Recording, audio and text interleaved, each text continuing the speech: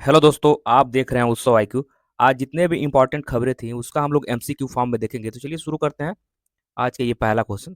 तो पहला क्वेश्चन ये कह रहा है कि एफआईएच मेंस प्रो लीग 2025-26 के लिए भारतीय पुरुष हॉकी टीम का कप्तान किसे बनाया गया है। ठीक है, किसे बनाया गया कप्तान कह रहा है। ठीक है, इसका जो सही उत्तर होगा, ठीक है, तो ऑप्शन सी होगा हार्दिक सिंह को।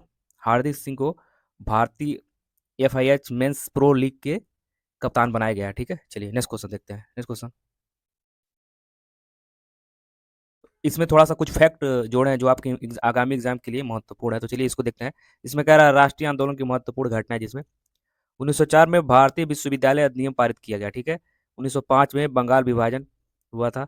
1906 में मुस्लिम लीग की स्थापना हुई थी। ठीक है, और 1907 में सूरत अधिवेशन कांग्रेस में फुट हुआ था। ठीक, चलिए नेक्स्ट। नेक्स्ट देखिए, 1909 में पार्लियामेंट सुधार हुआ था। 1911 में ब्रिटिश सम्राट का दिल्ली दरबार आग लगा था। ठीक है, 1916 में होम रूल लीग का निर्माण हुआ था। और फिर 1916 में मुस्लिम लीग कांग्रेस समझौता लखनऊ पैक्ट हुआ था। ठीक है, नेक्स्ट। 1917 में महात्मा गांधी द्वारा चंपारण में आंदोलन।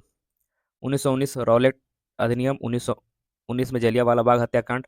और 1919 में ही मॉन्टेग्यू चेम्सफोर्ड सुधार आया था। ठीक है, और 1920 में खिलाफत आंदोलन हुआ था। 1920 में ही असहयोग आंदोलन हुआ था। 1922 में चौरी चौरा कांड और 1927 में साइमन कमीशन की नियुक्ति हुई थी। ठीक है, 1928 में साइमन कमीशन का भारत आगमन। और 1929 को भगत सिंह द्वारा केंद्रीय असेंबली में बम विस्फोट किया गया। ठीक है, 1929 में ही कांग्रेस द्वारा पूर्ण स्वतंत्रता की मांग की गई। मोस्ट इंपॉर्टेंट क्वेश्चन है ये। ठीक है, चलिए नेक्स्ट। 1930 में सविनय अवज्ञा आंदोलन किया गया। और 1930 में ही प्रथम गोलमेज सम्मेलन हुआ था। 1931 में द्वितीय गोलमेज सम्मेलन और 1932 में तृतीय गोलमेज सम्मेलन। ठीक है, चलिए नेक्स्ट।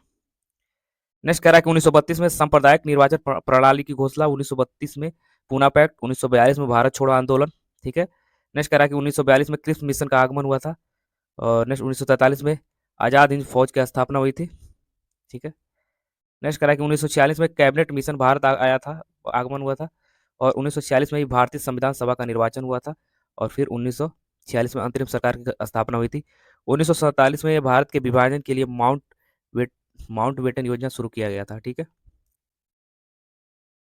नेक्स्ट क्वेश्चन कह रहा है कि भारत की पहली निजी हेलीकॉप्टर असेंबली लाइन किसके संयुक्त उद्यम से स्थापित की गई है। ठीक है, कह रहा है किसके संयुक्त। तो इसका जो सही उत्तर होगा ऑप्शन बी, टाटा एयरबेस के संयुक्त उद्यम से स्थापित की गई है। ठीक है, चलिए नेक्स्ट। नेक्स्ट क्वेश्चन कह रहा है कि बीईएल ने हैमर मिसाइल निर्माण हेतु किस देश की कंपनी से समझौता किया है। ठीक है, तो इसका जो सही उत्तर ऑप्शन सी होगा, फ्रांस से समझौता किया गया है। ठीक है, चलिए नेक्स्ट देखिए। नेक्स्ट कह रहा है कि तारापुर न्यूक्लियर पावर प्लांट की यूनिट 1 को किस तकनीकी से पुनः शुरू किया गया है। ठीक है, किस तकनीकी से। तो इसका जो सही उत्तर होगा ऑप्शन सी, स्वदेशी तकनीकी से पुनः इसको शुरू किया गया है। ठीक है, चलिए नेक्स्ट। नेक्स्ट क्वेश्चन कह रहा है कि विश्व का पहला bamboo based bio ethanol plant कहाँ स्थापित हुआ है। ठीक है, तो इसका जो सही उत्तर है ऑप्शन बी, असम में बायोबेस एथेनॉल प्लांट असम में स्थापित किया गया है। ठीक, नेक्स्ट क्वेश्चन देखिए। नेक्स्ट क्वेश्चन कह रहा है कि पुरुष T20 विश्व कप में सबसे कम उम्र में शतक लगाने वाले खिलाड़ी कौन बने हैं। ठीक है, तो इसका जो सही उत्तर होगा ऑप्शन बी होगा, युवराज समरा बने हैं। ठीक है, जो न्यूजीलैंड के खिलाफ 110 रनों की पारी खेली थी। ठीक है, चलिए नेक्स्ट।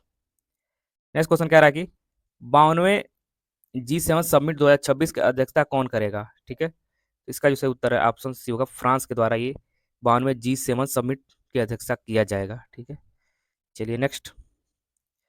नेक्स्ट कह रहा है कि इंडिया एआई मिशन 2.0 के तहत कितने नए जीपीयू जोड़ने की घोषणा हुई है। ठीक है, तो इसका जो सही उत्तर है ऑप्शन सी होगा, 20,000 जीपीयू जोड़ने की घोषणा हुई है। ठीक है, चलिए नेक्स्ट क्वेश्चन देखिए। नेक्स्ट क्वेश्चन कह रहा है कि टाइडल फ्लोटिंग को राज्य विशिष्ट आपदा किस राज्य ने घोषित किया है। ठीक है, तो इसका जो सही उत्तर होगा ऑप्शन बी होगा, केरला के द्वारा घोषित किया गया है। ठीक है, और आज का आखिरी क्वेश्चन, इसमें कह रहा है कि T20 क्रिकेट में 700 विकेट लेने वाले पहले गेंदबाज कौन बन गए हैं। ठीक है, तो इसका जो सही उत्तर होगा ऑप्शन बी, राशिद खान बने हैं। ठीक है, जो T20 क्रिकेट में सबसे ज्यादा विकेट लेने वाले बने हैं, जो 700 विकेट लिया है उन्होंने। ठीक है दोस्तों, मिलते हैं अगले वीडियो में, तब तक के लिए धन्यवाद।